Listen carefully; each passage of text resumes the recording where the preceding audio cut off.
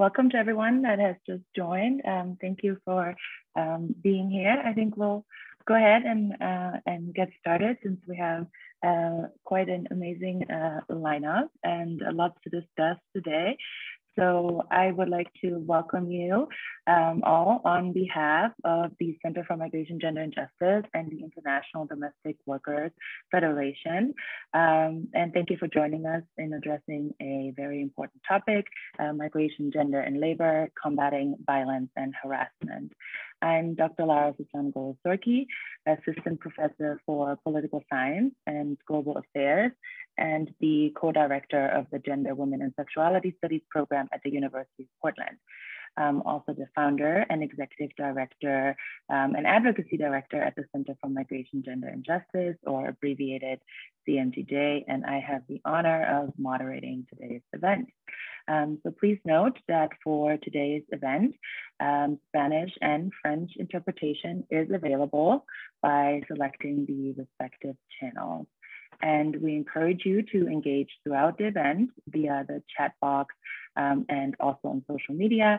And you see the social media handles of both the Center for Migration, Gender and Justice, as well as the International Domestic Workers Federation here on the slide. Today's event on migration, gender and labor places a focus on women migrant domestic workers and is framed within the recently established ILO Convention C190 or C190 in Greece. C190 is the first international treaty to recognize the right to work free from violence and harassment, and it defines the world of work in broad enough terms to encompass the private household, making it a groundbreaking convention that recognizes workers in formal and informal economies. As the COVID-19 pandemic has laid bare, it is necessary to protect all workers, irrespective of migration status. And the pandemic has indeed exacerbated already precarious conditions for migrant workers, and female migrant workers, especially domestic workers, have been particularly impacted. So with today's event, we hope to identify challenges and opportunities in ratifying C190 as a means of combating violence and harassment at the intersection of migration and gender. The event is organized as a multi-stakeholder dialogue between representatives from intergovernmental organizations, domestic worker organizations, and an advisory center. And the dialogue covers different regional contexts and dynamics and explores what ratifying C190 may accomplish in terms of accessing justice and ensuring decent and safe work for migrants. And before we get to this, we have several opening remarks outside of my welcoming remarks. So I am humbled to share the video message that Dr. Felipe Gonzalez Morales, the UN Special Rapporteur on the Human Rights of Migrants, has shared with us to open the discussion.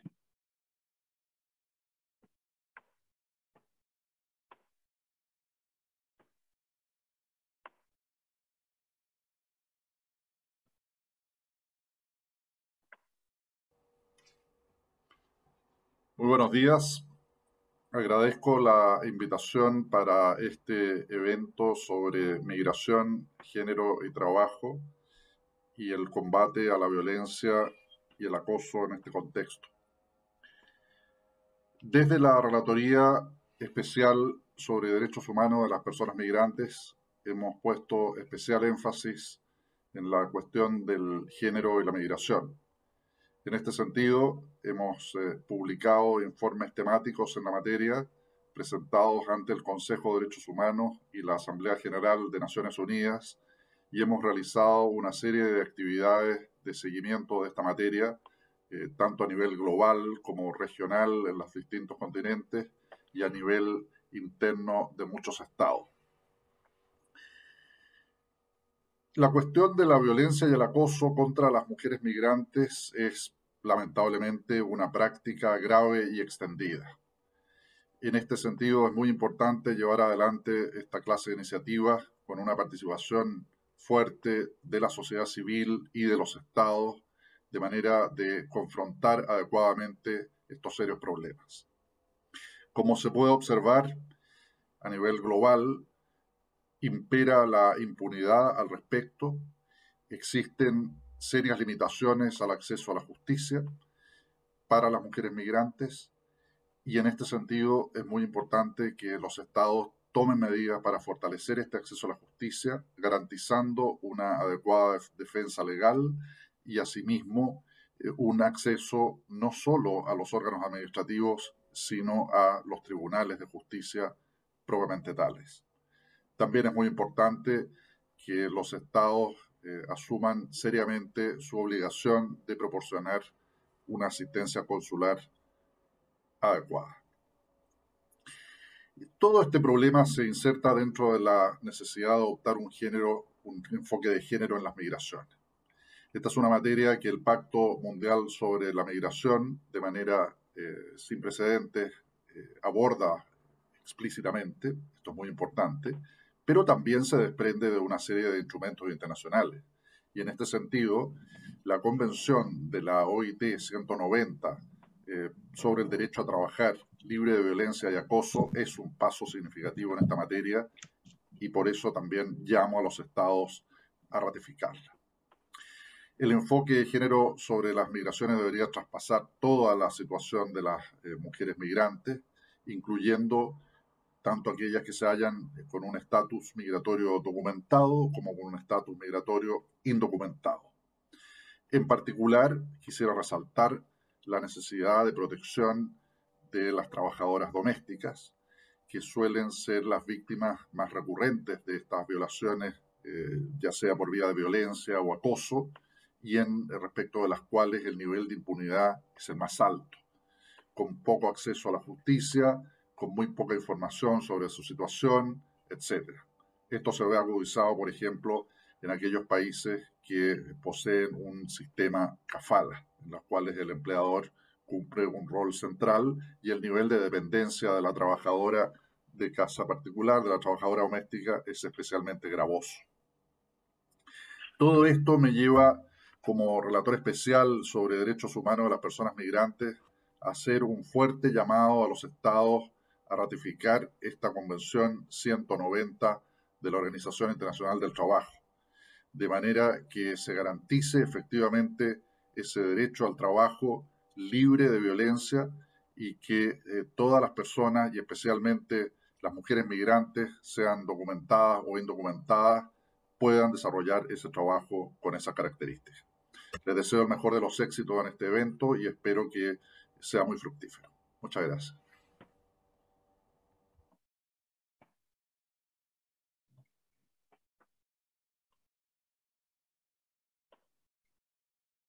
Okay, as noted in Dr. Gonzalez Morales' address, C190 presents a significant step to end violence and harassment in the workplace, alongside other legal institutional frameworks at the international level, such as the Global Compact on Migration, and that ratifying or implementing these frameworks is imperative to ensuring human rights for all, including women, migrant domestic workers. And with this, I would now like to introduce Lara Nubayit, the regional coordinator for the Middle East and North Africa with the International Domestic Workers Federation, to further contextualize the C190 as it pertains to domestic workers specifically. Lara works with different groups of domestic workers trying to raise awareness of their situation and advocate with them. Most of her previous experience is with NGOs working with women around gender-based violence and empowerment. Lara, you have the floor. Thank you, fellow Lara. Hi, everyone. So, just like my colleagues just mentioned, violence and harassment in the world of work affects all countries, sectors, different occupations, work arrangements, and threatens the safety and well-being of people in general. However, it's important to acknowledge that some groups of workers are disproportionately affected by this form of violence because of different intersecting issues like gender, race, migration, and documentation status, So the ILO Convention 190 and Recommendation 206 on the elimination of violence and harassment in the world of work are instruments very important to the plight of domestic workers everywhere.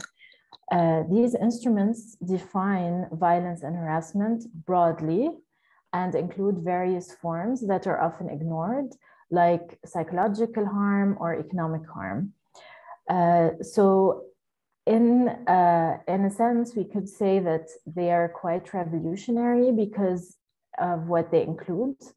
Another example is that they apply to violence and harassment not only in what is considered the place of work, but on the way to work, anything linked to work, arising from or out of work, which are things that are quite groundbreaking. In terms of domestic workers, there are two specific elements that are very important to us. These instruments apply to all sectors, including the informal economy, and that they acknowledge the private household as a workplace. And these are two things that we often find ourselves still debating for. So the animation that we are about to see in a few minutes is a result of a process that began in 2019 in the MENA region with the IDWF, when we conducted a study on GBV among domestic workers in 3 countries, Kuwait, Qatar, Kuwait, Jordan, and Lebanon. And we put together recommendations that include things like amendments to laws or policies, inspections, accountability measures, and also inclusion of migrant domestic workers in services. Then in 2020, we had virtual consultation calls with groups of domestic workers in 4 countries, Qatar, Kuwait, Jordan, and Lebanon, to go over the results and recommendations of the study and validate them, because by then COVID-19 had hit, and we know that some trends or priorities might have shifted. However, based on these discussions, it was clear that gender-based violence is a major issue and ongoing issue, and the results of the research still apply as they are. It is worth noting, though, that the pandemic, with some challenges it brought, did exacerbate risks that some domestic workers, especially those living with their employers, were subjected to, and placed them at an even more vulnerable position. In 2021, the IDWF closely worked with a group of domestic workers who represented each organization in these 4 countries mentioned to develop the animation we're about to see. And I want to highlight that the scenes that are included in this animation are based on experiences of many domestic workers and are quite frequent in the region.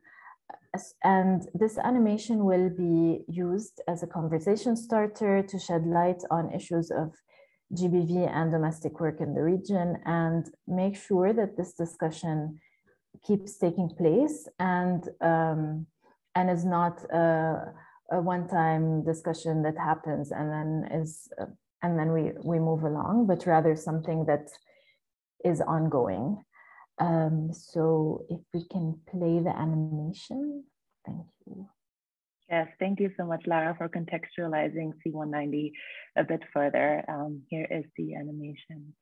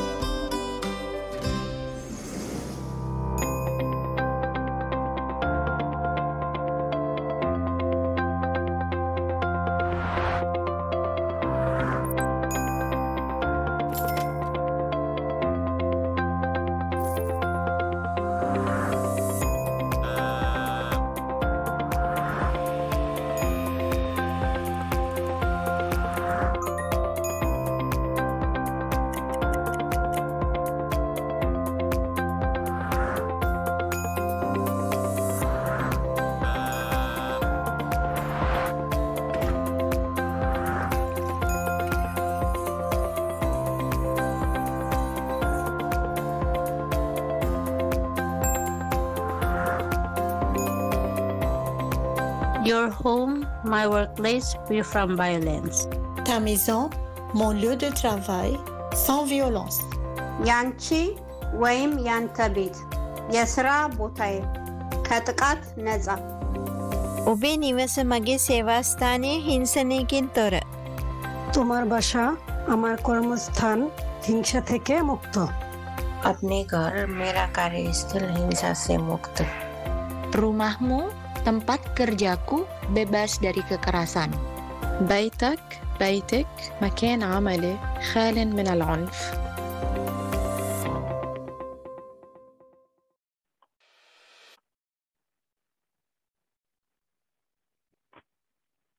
As discussed by Lara and as demonstrated in the animated clip, women migrant domestic workers face a myriad of challenges, including violence and harassment.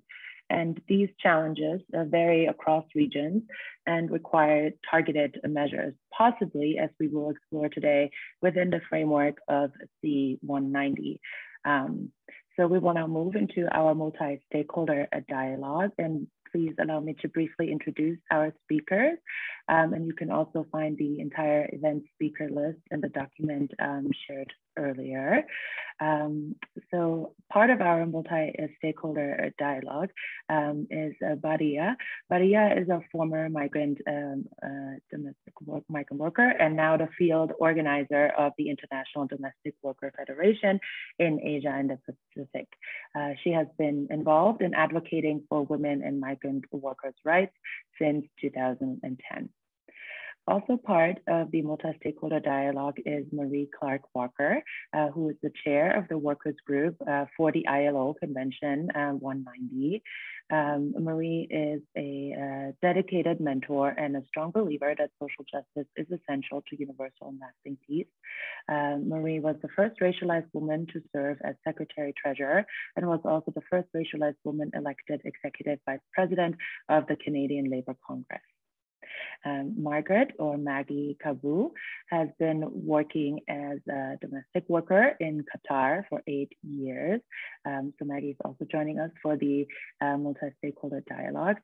She is the co-founder of the Kenyan Household Service Workers Association in Qatar and is a fierce advocate for migrant domestic workers' rights.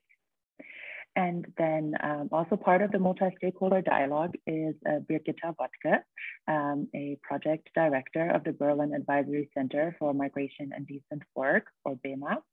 BEMA supports 3,000 to 4,000 migrants, refugees, and mobile workers in their pursuit of fair working conditions and access to social rights.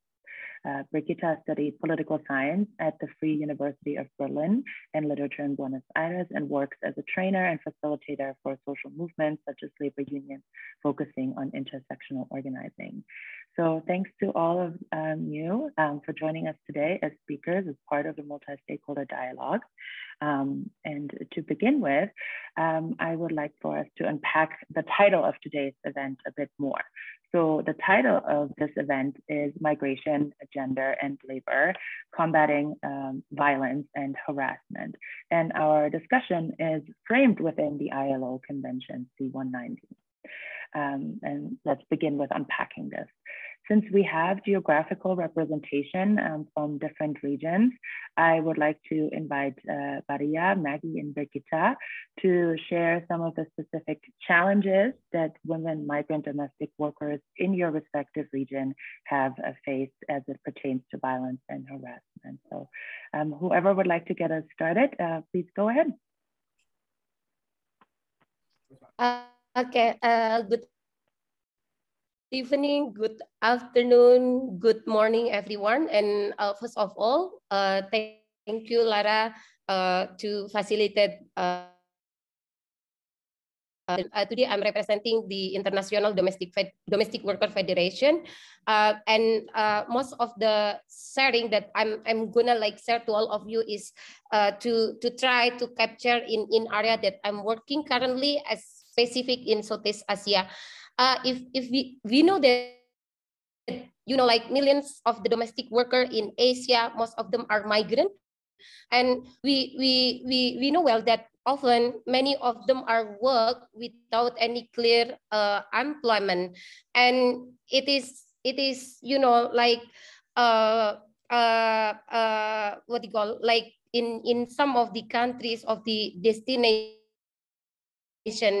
most of them are not covered or protect under the national law. I can say like just say like labor law in countries of destination. Our affiliate, I can say that during the pandemic, the situation of the domestic worker is like more difficult because there are like big impact in terms of the like unpaid salary, and many of them are not have a free of movement during the pandemic. And yeah, in general, many of them do not have access to handphone, and even there is a restriction of movement from the employer, because living and working in Southeast Asia, like I can say in Malaysia, it seems like kafala system in Middle East, where many and most employer, they are keep it passport. So it is restrict the domestic worker to have free movement. And at the same time, during the pandemic, because they are most like stay with the employer for 24 hours for 7 days without enough rest, and at the same time they face the abuse and sexual harassment in the workplace. And from what we are captured, our affiliate in Malaysia, they receive hundreds the domestic worker, migrant domestic worker complaints during the pandemic, and many of them are like employer, they do not pay the salary for. We cannot imagine. There is a case that domestic employer do not pay domestic worker salary for 16 until 20 years. So this is one thing that we receive many the case. And the another case is like the harassment and sexual abuse from the employer. It is also in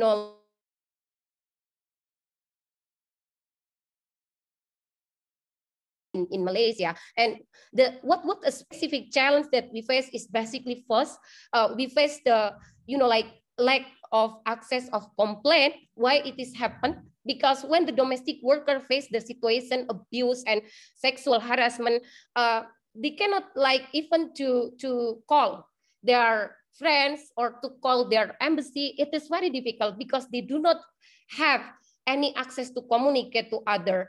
And beside the access of communication, also because most of them are living with the employer, so it is very difficult if they want to even report or share to a friend and embassy or authorities in the country of destination, because the relation with the employer is, of course, there is no equal relation. What happened when the domestic worker make complaint? Usually employer will just say like, okay, if you gonna report us to your embassy or to the NGOs or trade union, then I will just cancel your work permit, and then I will send back to you to your country. Or another case is the worst happen is when those workers are able to reach the embassy or a community or association, then suddenly the employer will just like take away their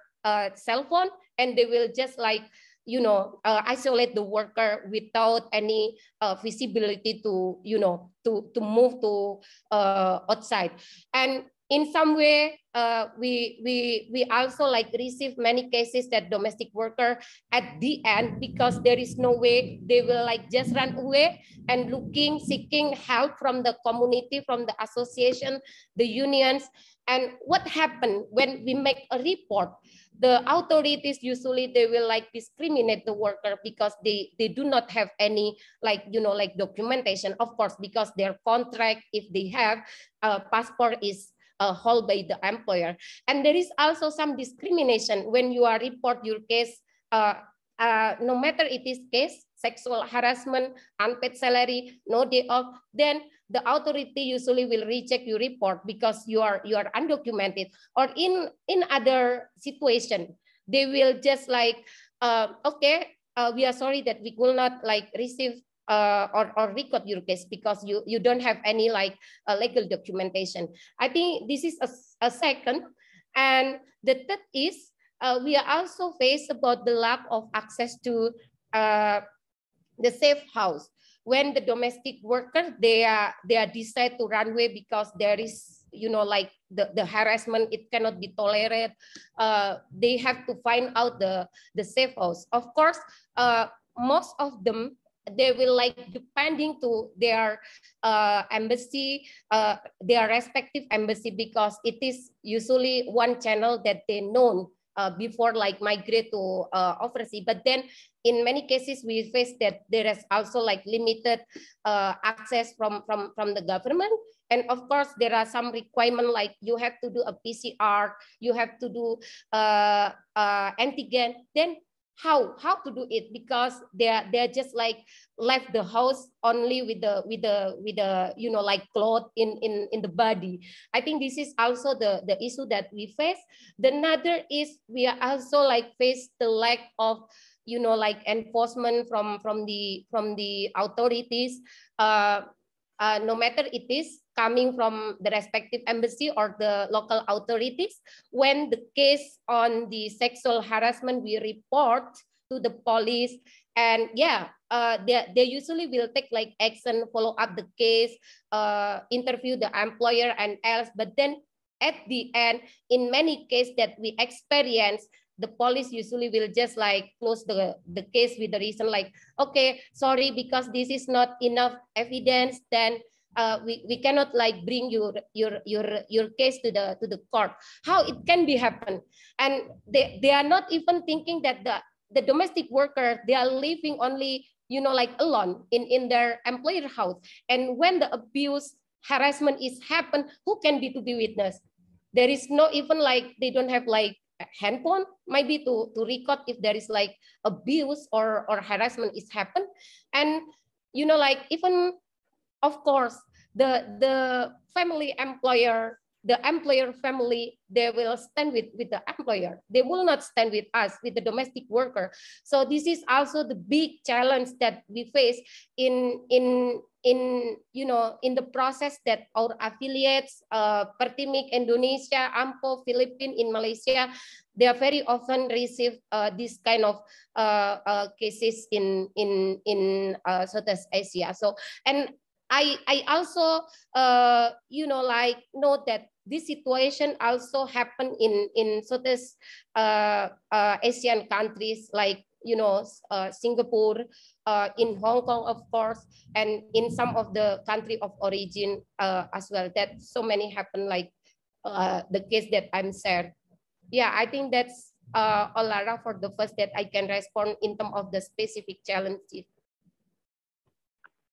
Thank you very much, Maria, for all these important points. Maggie and Rikita, would you like to add in terms of the specific regions that you are in and the work that you do? Please go ahead. Okay, I'll go next.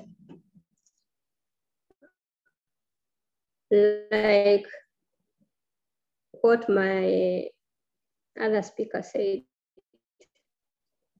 this is really happening.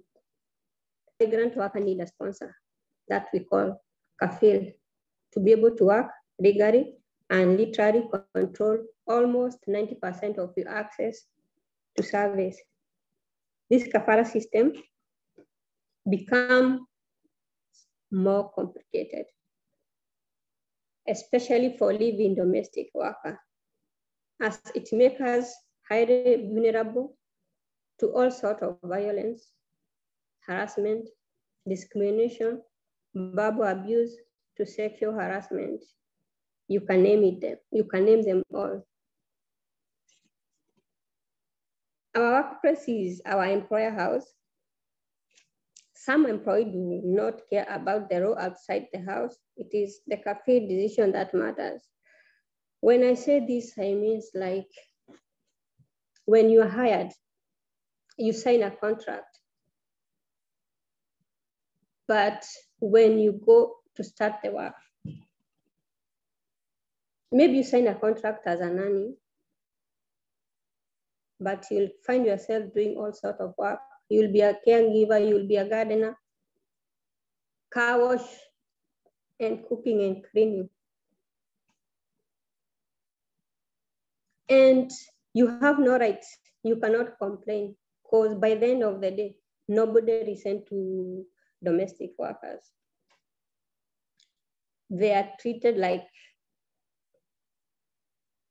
they are machines, like they don't get tired, and all sorts of things.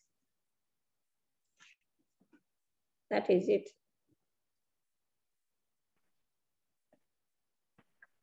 Thank you, Maggie, for sharing your insights and your perspectives and experiences. Brigitte, would you like to continue in terms of specific regional challenges that migrant domestic workers face?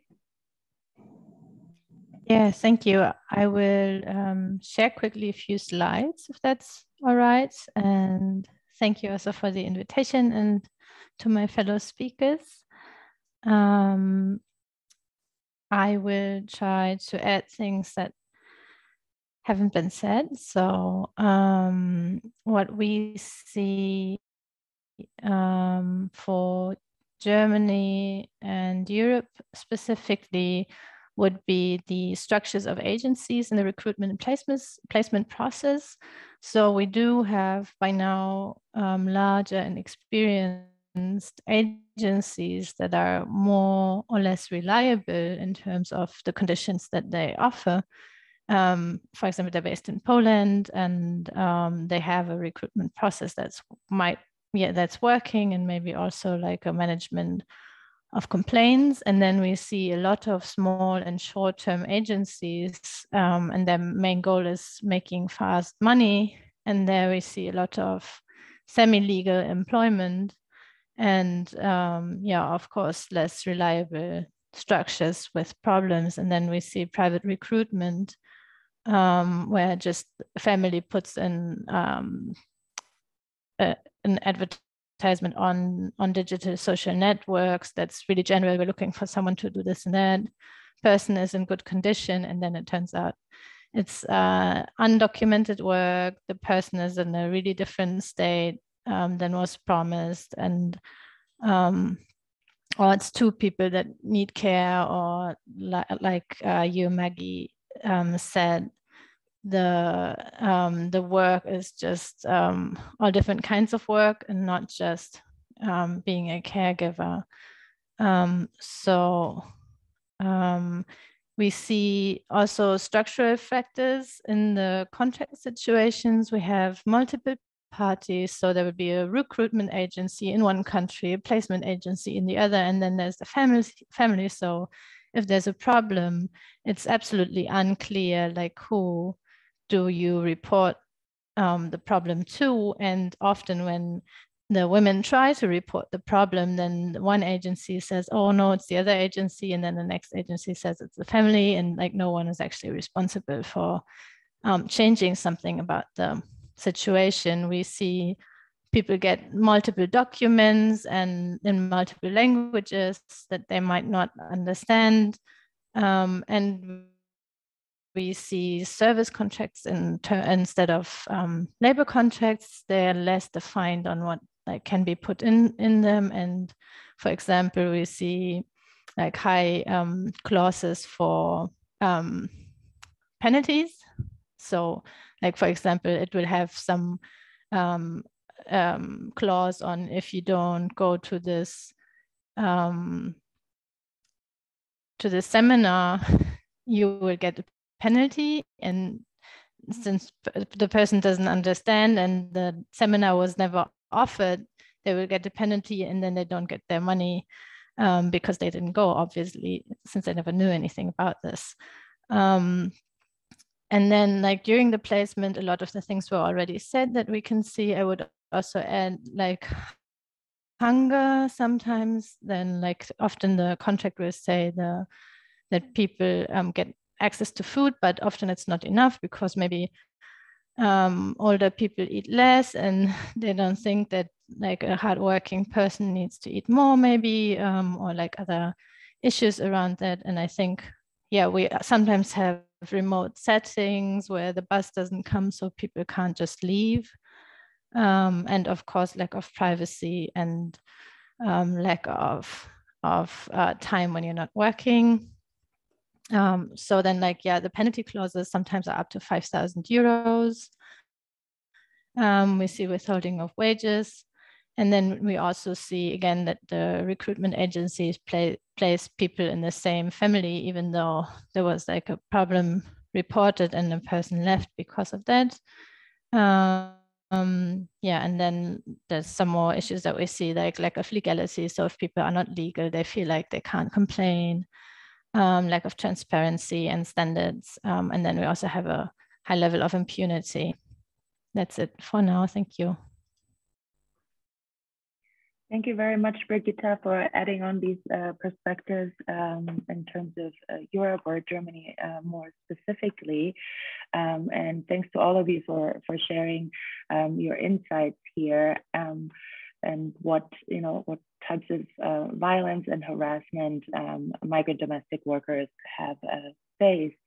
I would like to now turn to Marie to speak to the ways that the ILO Convention C190 may address violence and harassment at the intersection of migration, gender, and labor. So please go ahead, Marie.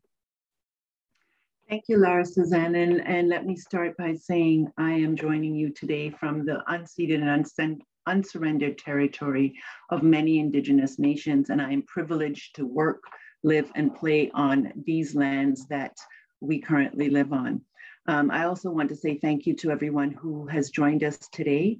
The passion in the presentation so far, barriers, just you could hear it in the voice, says how important this convention is. But the work for this convention started a long time before we actually started negotiations. And I want to talk a little bit about what happened in 2009, because it's important to see why there is that, those intersections and why those intersections are important. So in 2009, the International Labor Conference organized a general discussion on gender equality. They did that because gender equality was at the heart of decent work. It focused on why gaps in women's labor force participation persisted, including why discrimination, unpaid care responsibilities, pay inequity, and more of those things were still very evident for women. And one aspect that came out very strongly in those discussions was gender-based violence at work. And that was one of the issues that was preventing women from obtaining and attaining economic justice. This led to the adoption of a resolution which called for a set of measures to end gender-based violence in the workplace.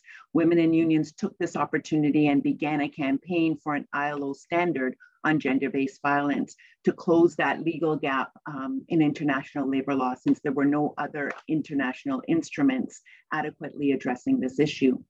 Gender-based violence had been an issue that unions, in partnership with many, many NGOs, had been working on long before Convention 190. However, there was no way that we could have a convention, any convention on violence and harassment, without a gender-based component or without taking an inclusive, integrated, and gender-responsive approach, both in the text and in the intent of the convention and recommendation. And during negotiations, we were determined to be as inclusive as possible. And when we talk about leaving no one behind, it wasn't just a phrase for us. We started out the discussions like that. So we wanted to make sure that there was intersection and there was inclusivity. We were also, the only way that we could do that was to actually approach and recognize and tackle the root causes of violence and harassment by looking at gender norms, stereotypes, as well as multiple and intersecting forms of discrimination and the unequal gender-based power relations that we were seeing all over the place. The convention was particularly relevant to those who were working in private spaces, as the potential, as we know, for violence and harassment was much is much, much higher. I want to say was, but it's not was because it hasn't been eradicated as yet. It is still very, very prevalent and actually got worse during COVID, but we'll talk about that in a minute. Linkages to gender, migration, and violence and harassment can be found throughout the convention and the recommendation, starting with Articles 1 and 2, the definition of gender-based violence, which is in the convention. Again, first time ever that has been spelled out in a convention. This convention covers and has been indicated before workers in all sectors, irrespective of contractual status. And that's a huge piece. And the stories that we were telling through all of the negotiations were very real. Specific reference in the protection and prevention section of the recommendation refers to domestic workers in paragraph 9 and migrant workers in paragraph 10, particularly women migrant workers, where it gives guidance to the protection in all situations in the world of work. And again, mentioning those groups was extremely important because now no one can say that this convention only applies to particular sectors. It applies to everybody.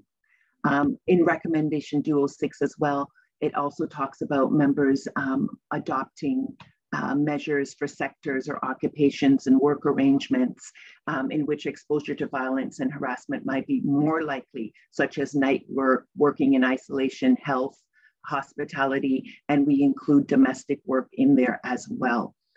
Again, it's run right through.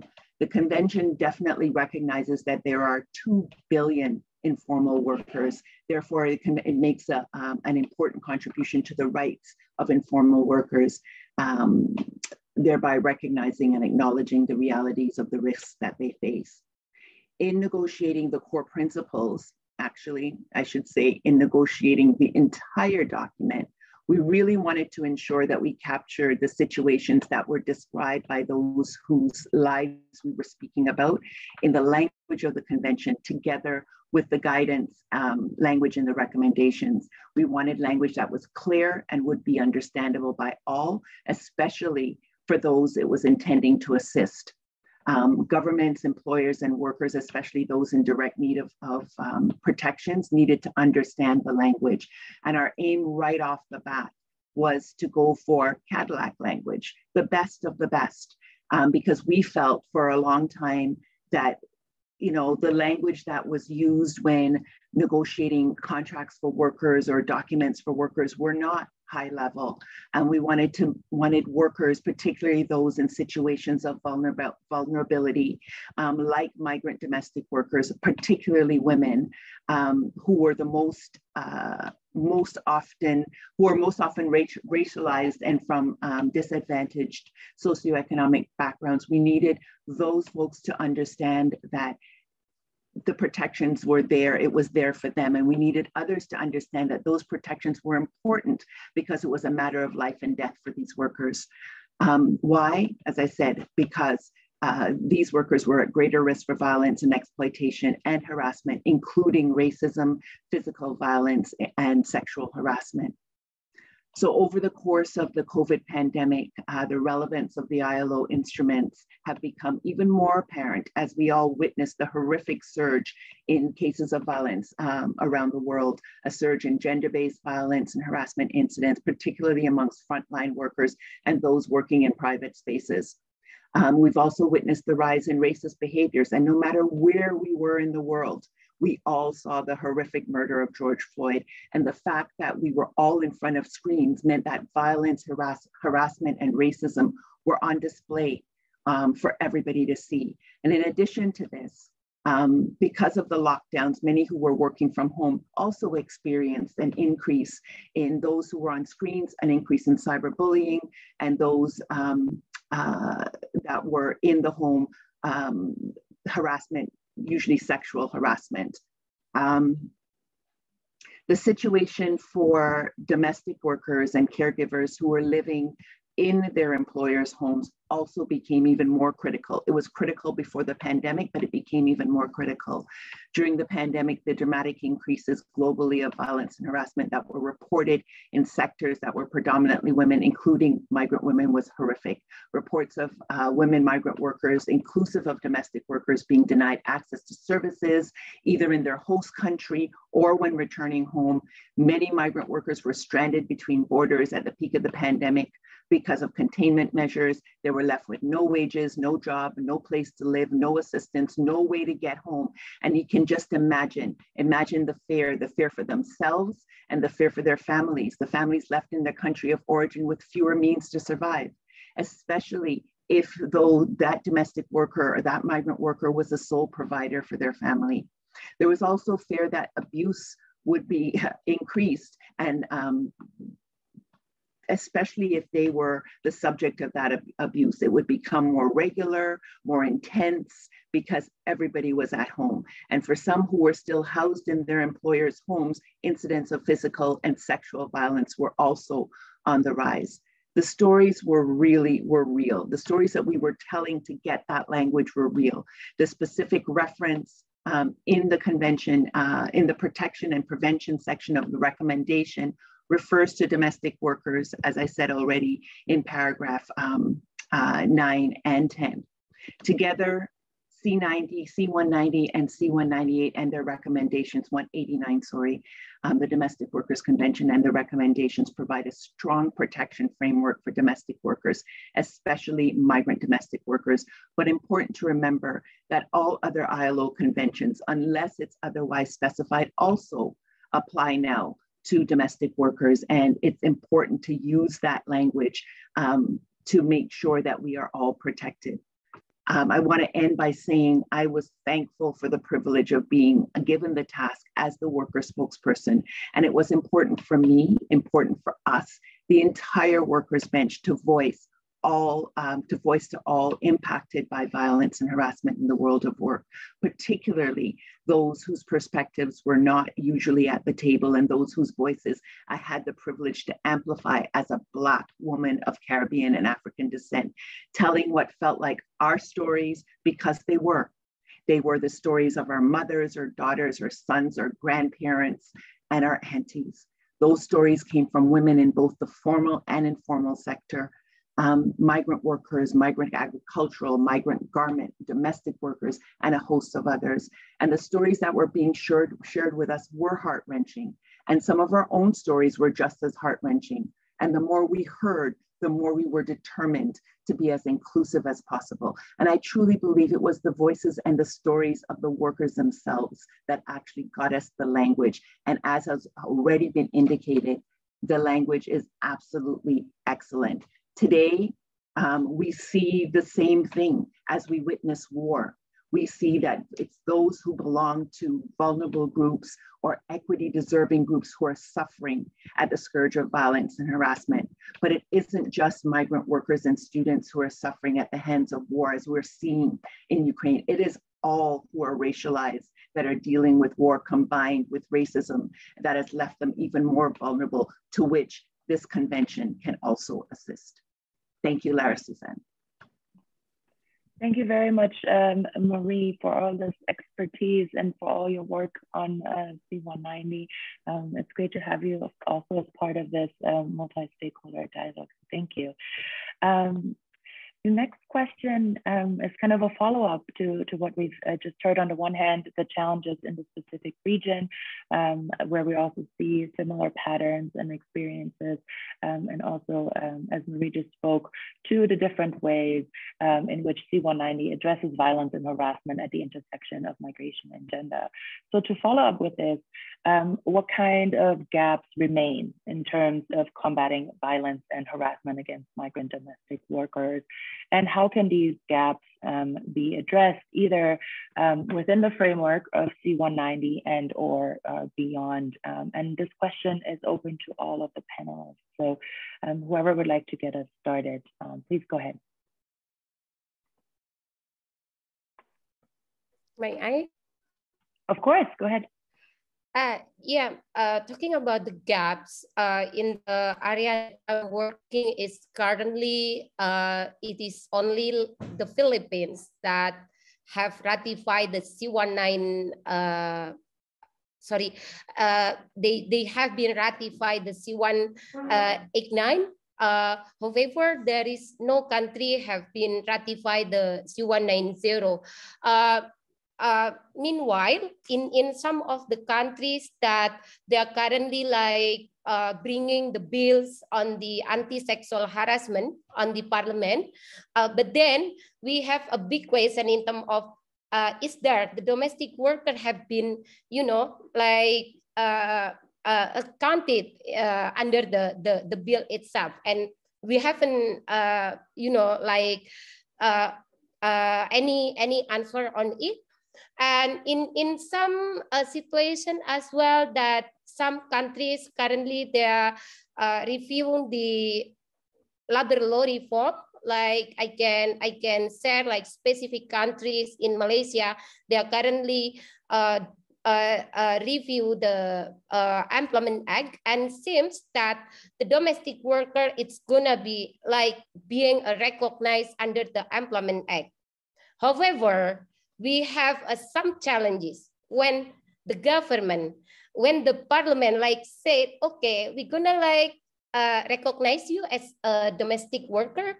We are not name you as a servant, as a, you know, like helper, but then there is no any implication at all in terms of how the protection of the basic right of the domestic worker it's gonna be counting under the labor law reform. I think this is a big question that currently we are looking and finding the answer to answer that every domestic worker, regardless the status and nationality, local and migrant workers have to be recognized and protected under the Employment Act in countries, both countries, origin and destination.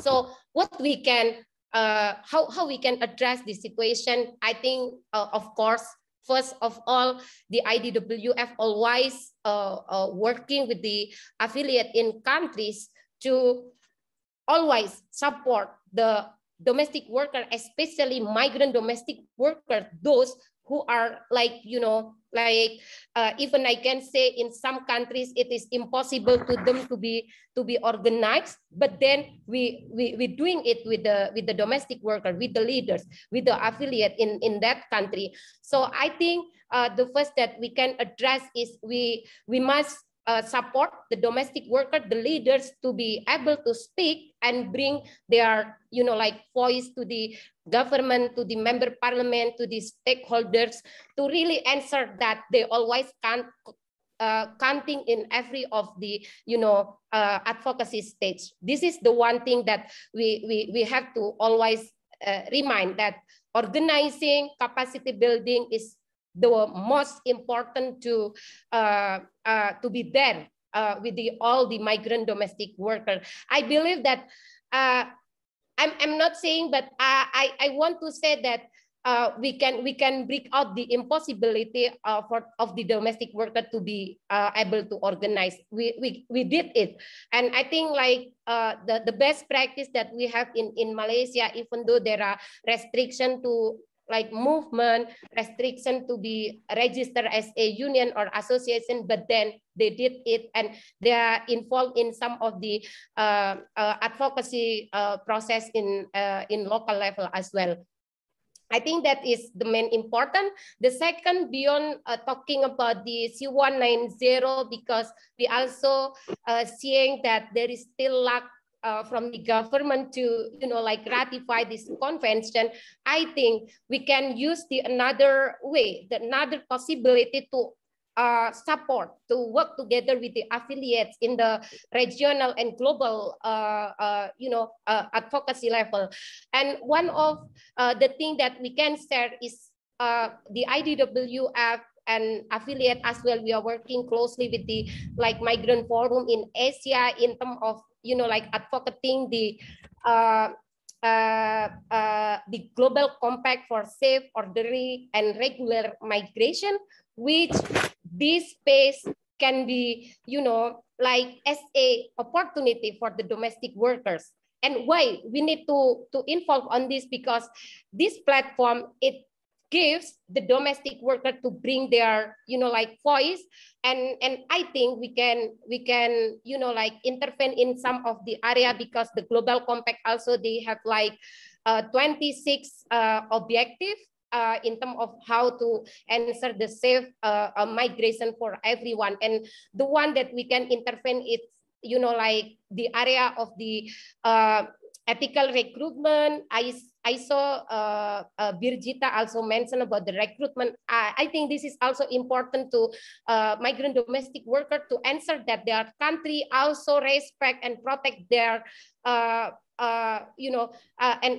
also protect them in terms of to not like having a debt bondage, to not being their document being, like taken away by the agency and employer. This is one intervention that we can do.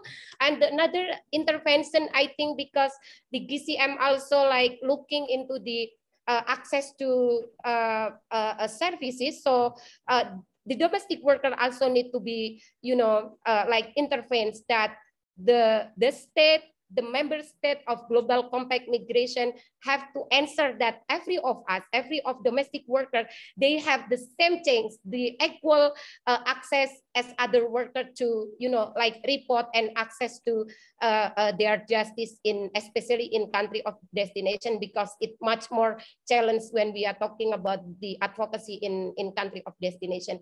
I think two areas that we working with our affiliates in local countries, that we saw that there are some also like a stakeholder dialogue between the association, between the migrant domestic worker group and the government, the CSO, the NGOs and trade union have been, like started that, and I think it can be addressed the issue on the violence and harassment in the workplace.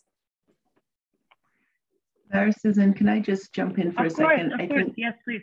Very clearly, I think that we need to work together to definitely ratify Convention 190, but also Convention 189. Whatever campaigns should be that are out there, they should be working in solidarity together, because it is extremely important that people realize that there is a connection.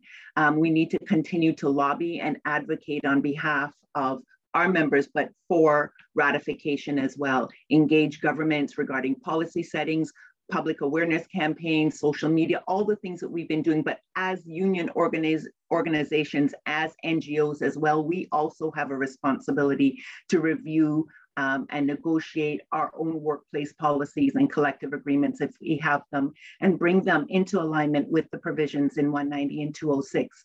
For those who are in countries where they don't have domestic workers and migrant workers are not organized, I think it's time for us to help to get them organized. And if the capacity isn't there, then as organizations that are already there, adopt a group of workers, adopt workers in the sectors that we're talking about, so we can assist and do the training and do the education, so that they can do all of the things that we do as labor organizations on their own as well. I think it is so important to provide that training and to let folks know that they're not by themselves, that there are others out there that are working in solidarity with them and walking beside them as they try to get their rights realized.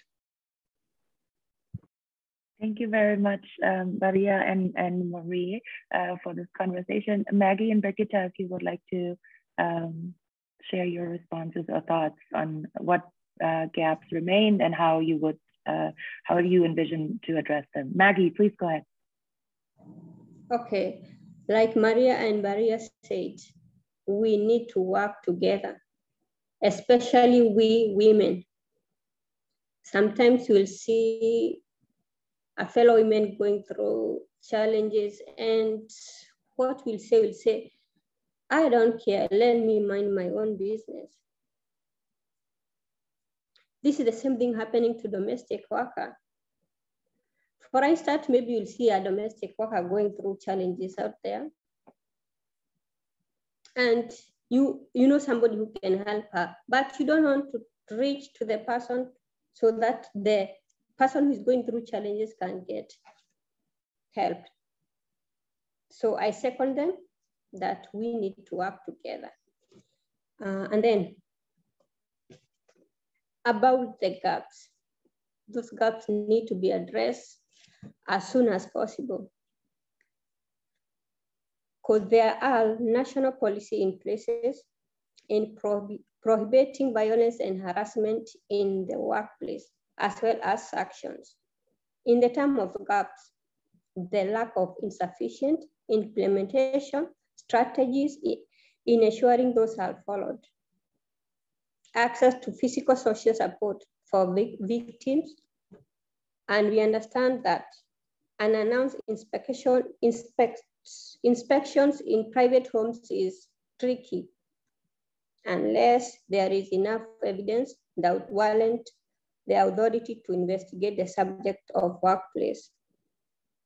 That especially in GAF, you will find a domestic worker is being raped, going all sorts of things, beaten, but they cannot take videos or record even the conversation, the audios. They cannot even take pictures. So when they go to report, what will police ask them? Show us the evidence. Why is the evidence? First, they tell you, don't do this, you're not allowed to do this, you're not allowed to do this. When that something happened to you, you go to them for help. They will come back to you to ask you for evidence.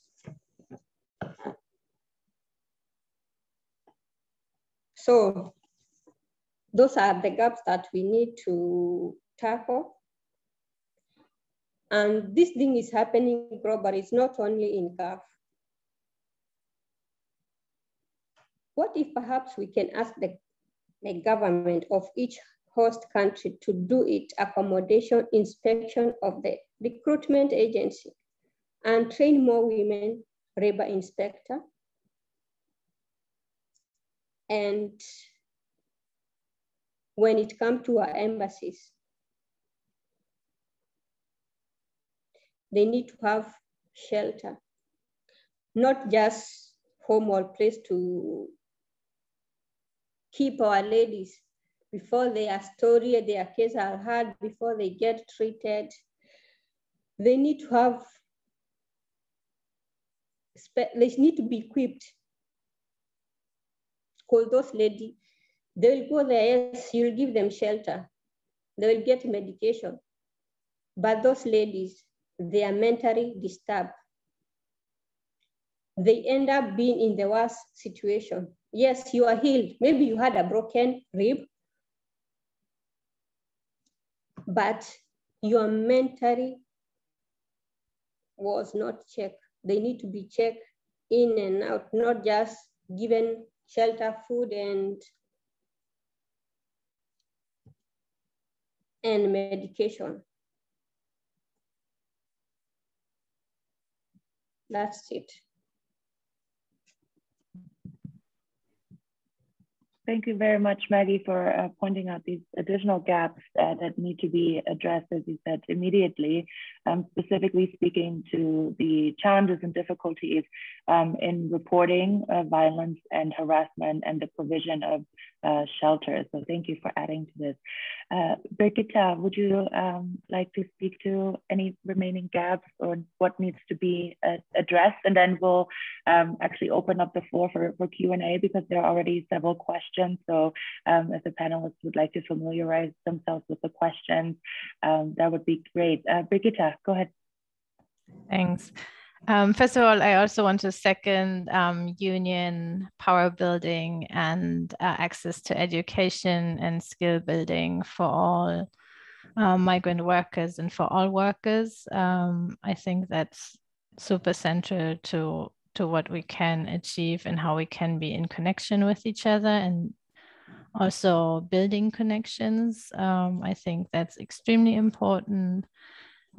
Social relationships, and then in terms of gaps, I know it's a bit tricky calling in more structures because it, like, building more structures again might give some people power over others. If we speak about registration, if we speak about standardization, and processes that, for example, would then include exclude undocumented workers. But I also think we do need to talk about possibilities of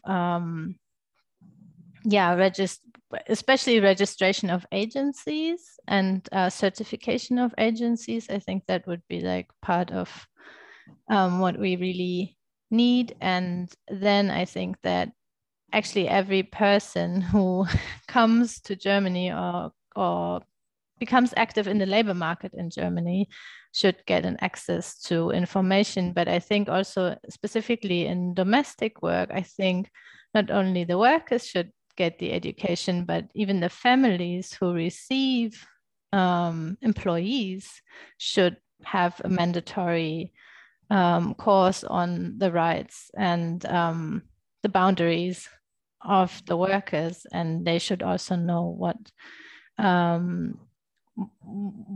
to support a person and where their realm ends, basically. And I think that doesn't necessarily end violence, but I think it marks something in people's heads about like what I can do and what I can't do to this person in my house, because I signed a paper that says I can do this or that, and I went to a class about it.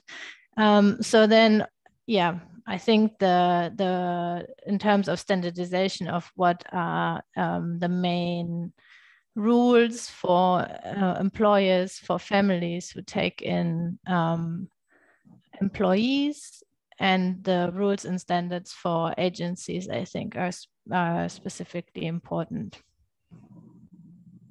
Thank you. Thank you very much, Brigitte, for problematizing also, of course, some of these aspects in terms of creating more structures and what this could potentially pose in terms of additional challenges, but also the opportunities within it. I think that's a very important point. And just given the insightfulness and all of the important aspects that have been mentioned in this multi-stakeholder dialogue, we need more time, of course, to discuss this further. So today is just a beginning, I would say, for us to come together. And in the interest of time, I would like to open up the floor now for Q&A, and I'll be moderating some of these questions. And I would also like to, of course, make sure that Wendy Galarza, who will be delivering our concluding remarks, also feel free to jump in within these Q&A questions as you deem fit. So there are several questions.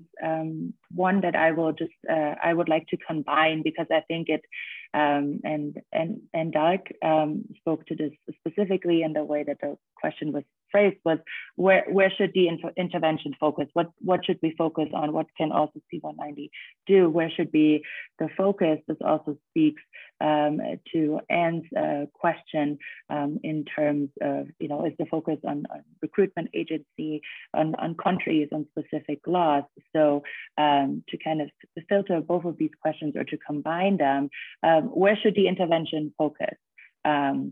Is it on resolving push factors at the origin country, or working to safeguard migrants in their working places? What role do recruitment agencies kind of play in this? So where to start? Where should the focus be with regards to interventions in terms of combating violence and harassment? The floor is open to all speakers.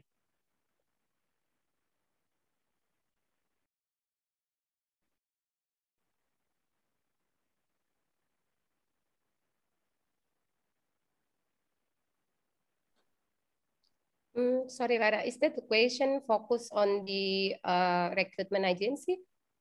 Yeah, the question is, where should the focus be in terms of combating violence and harassment? There are various stakeholders, of course, involved in this, and various ways that, you know, combating violence and harassment can take place. So there were two questions that were kind of similar with regards to this. So where should the intervention focus?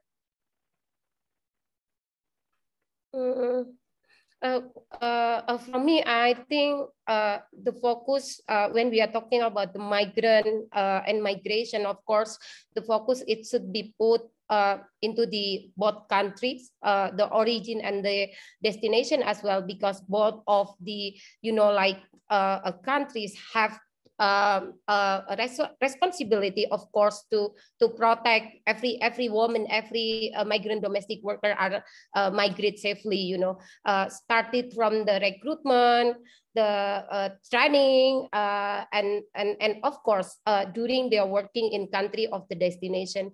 I think the focus should be put to both of the countries, origin and destination. If I'm not misunderstand the question. No, that is the question. It's where should the focus be? So thank you, Maria, for speaking to this. Anyone else would like to speak to this question? What should the focus be? Where? Yeah, Marie, go ahead. Yes. Focus needs to be, I just put it in the chat, human-based. Whatever part you're focusing on, it needs to be, we need to be caring about the people that this convention was made to protect, rather than, you know, protecting our entity, our business, our government. We need to be protecting the people.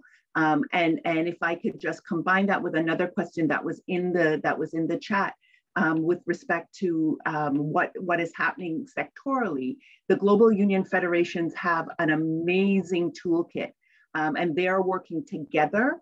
And for those on that don't know what the global union federations are, they are organizations, sectoral organizations of labor, of workers, easiest way to describe it. And so they are already, you know, they've developed a toolkit that is available not just to union activists and leadership, that it's available to everybody out there to take, to work with. The stories are in there, ways to work with governments are in there, ways to work with migrant workers and the various, particularly women, it's all in there. And there are other resources that are appended to that toolkit that can be very, very useful to all of the members, tripartite members, not just union folks, but as well employers and governments.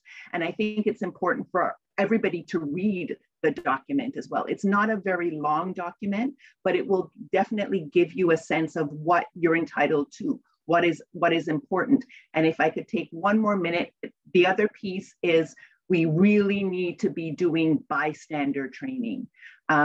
And it does apply to those in the migrant setting as well, because when people see what's happening, if they speak up and stop it, then it will be harder for people to get away with it.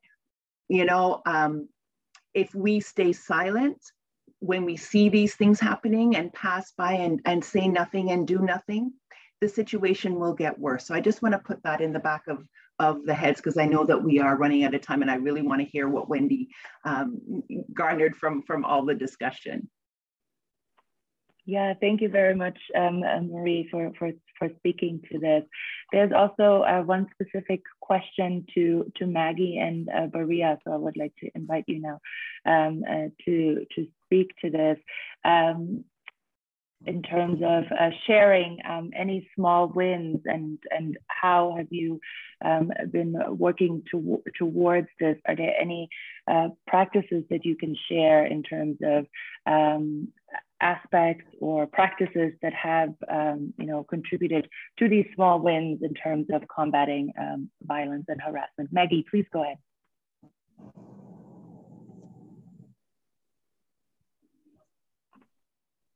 Okay.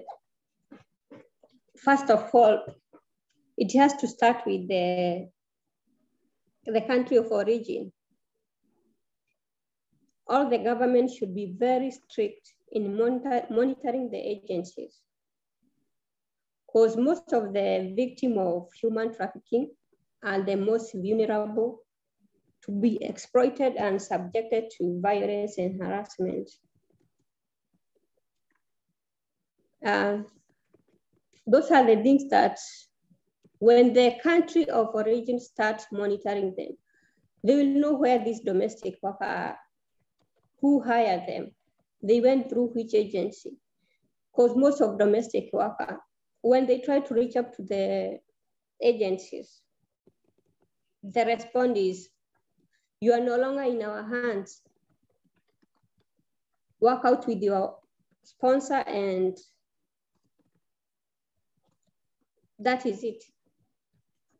So when the government will be strict, they should be doing a follow-up like every now and then to check on domestic workers, because most of these domestic workers, you'll find them even in the street. Because the sponsor is not on their side, the government is not their side, the agent is not on their side. And that's why you see many of the women, they are doing sort of things trying to save themselves. That's all. Thank you very much, Maggie, for speaking to this and for, again, amplifying and highlighting the specific challenges and where the intervention should take place, but also sharing some aspects of what has already been done. Maria, if you would like to briefly also speak to that question, that would be great. Yeah, I think I would like to highlight the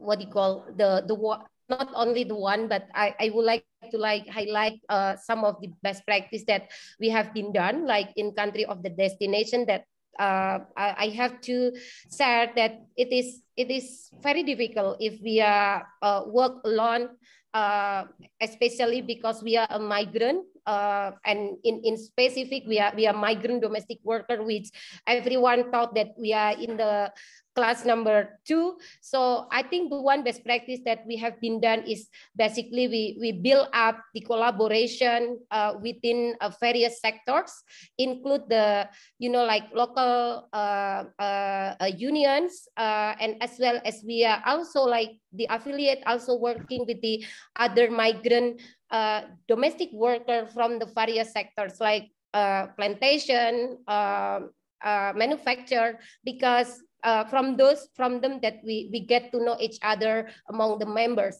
And in terms of the collaboration, especially in Malaysia, we are working closely with the coalition on the labor law reform process, which is where the domestic workers have been involved and bring their voice to the policy reform.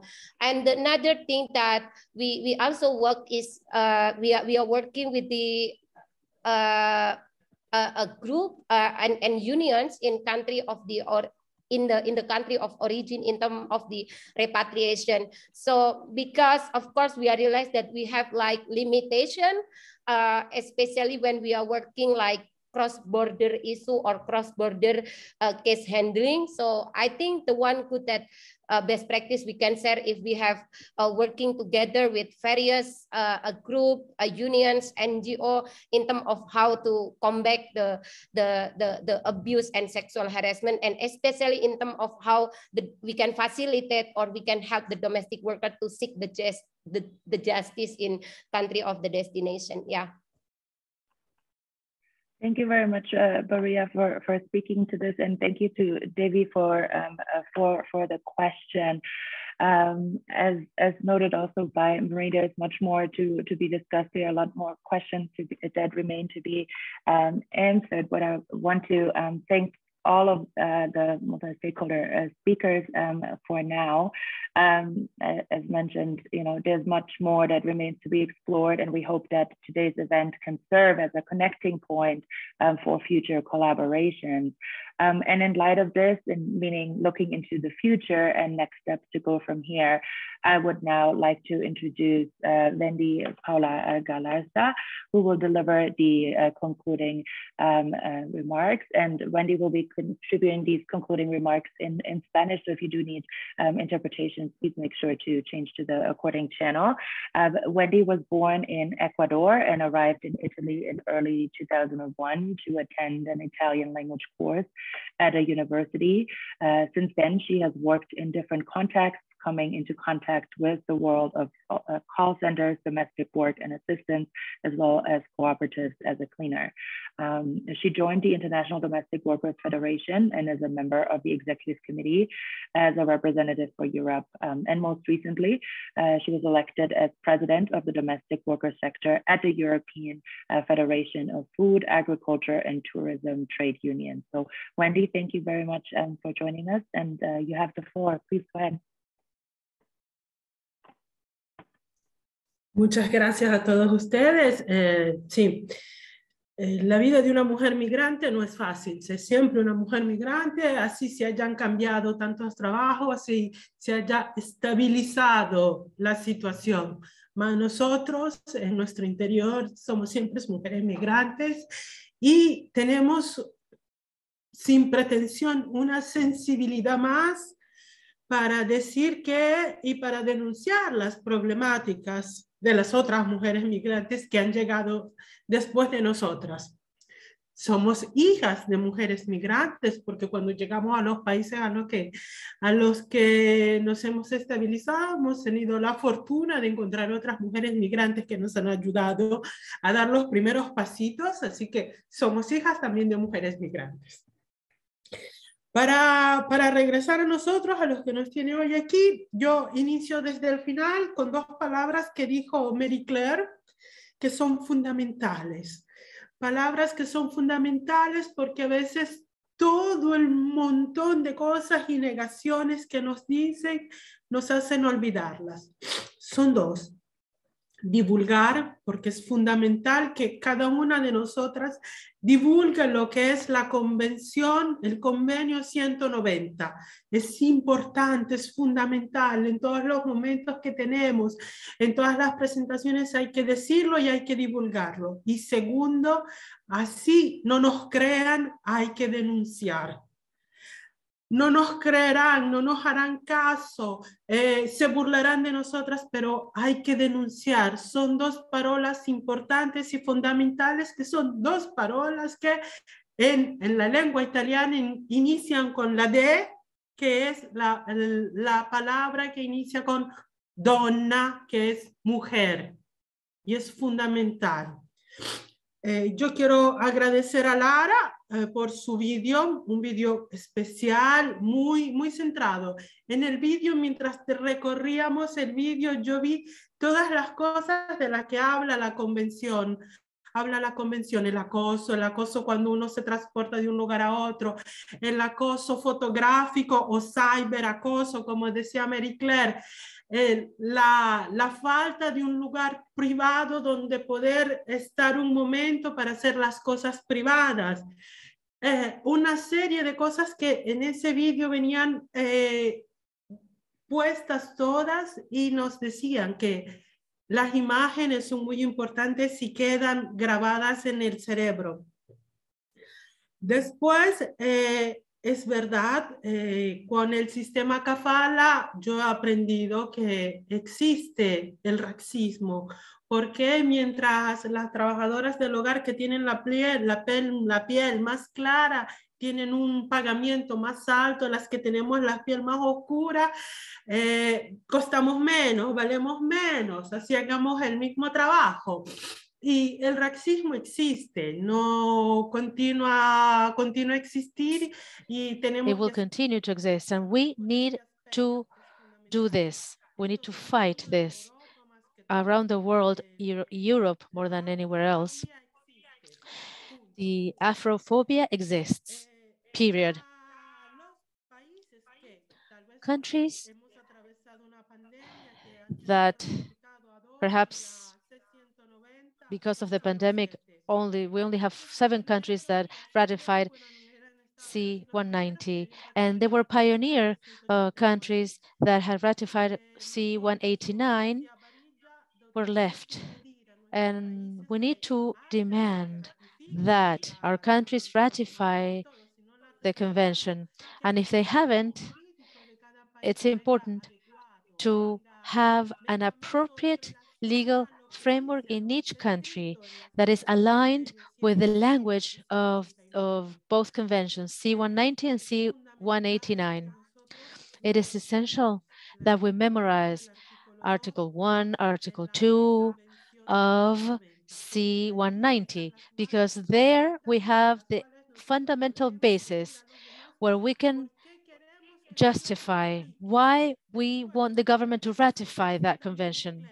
And as Mary Claire said, the rest has to do with our everyday lives, the lives of women who have experienced and who have told us stories about their suffering.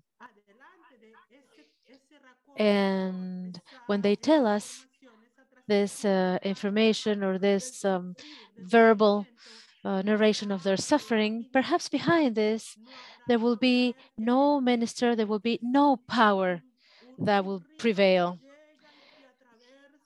Because this is a course of water that can change the world. Because this happened during the 3 years that took until C190 was approved. At the venue, I had the opportunity to be a person who would listen to the discussions and negotiations, and the emotion, the empathy, and the strength that the women that provide testimony there was strong.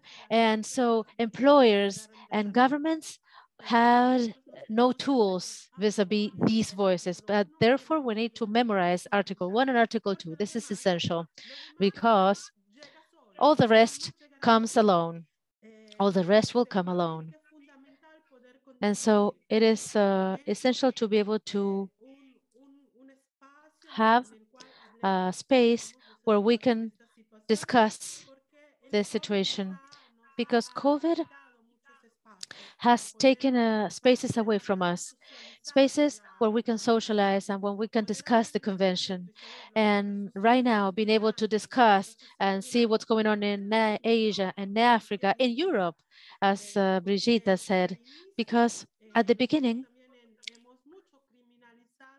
we criminalized the agencies that recruit workers. But if agencies are controlled, if agencies do their job well, probably those workers will have one more control, some more assistance to not suffer violence. And as Maggie said, good practices include the beginning with us, individually or collectively. Perhaps we will understand at a later stage how we need to demand from our governments that we're not left behind. And I'm going to be frivolous perhaps, but we create wealth in our countries. We create wealth in our countries. And that wealth that we create, our governors or rulers, and I mean the country of origin in this regard, our rulers cannot forget about us. When we tell them there are problems, you need to be there, they have to be there. And if the problem is that the migrant worker has suffered violence, the first party is the consul or the ambassador that is at the country, who must become a party to the civil proceeding. He cannot allege that he is not aware. We need to claim this. We need to vindicate this, and all together, because this is essential. And I'd like to close because the minutes have, I've run out of minutes to talk. And Dr. Gonzalez Morales already said that we need to continue discussing the global migration compact, because it's important for us. And something that we need to discuss about as well is the kafala system, because this is not decent. It's an indecent system, because I come from Latin America and I live in Europe, and the kafala system is something that I had to discover. And how did I discover it? Through a panel, and many people are not aware of it. And we need to inform about this system. And then I would like to go back to what Mary Claire said. This is an indecent system. So thank you for this opportunity. You were beautiful. El contenido de sus interventos ha sido fundamental. Gracias a todas. Un abrazo muy, muy, muy grande. Gracias, Wendy. With these words, I would like to conclude today's event and thank you again for all the participants, to all of our speakers, the organizing team at the International Domestic Workers Federation, at the Center for Migration, Gender and Justice, for holding space for such an important discussion. And we hope that you stay in touch, that you form collaborations, and that you join us in future discussions around this. As mentioned already in the chat and otherwise, we will follow up with all of you, and notably with a guidance note on C190 based on today's discussion, and that will be published on the 1-year anniversary of the convention coming into force on June 25th. So thank you all so much, much gratitude.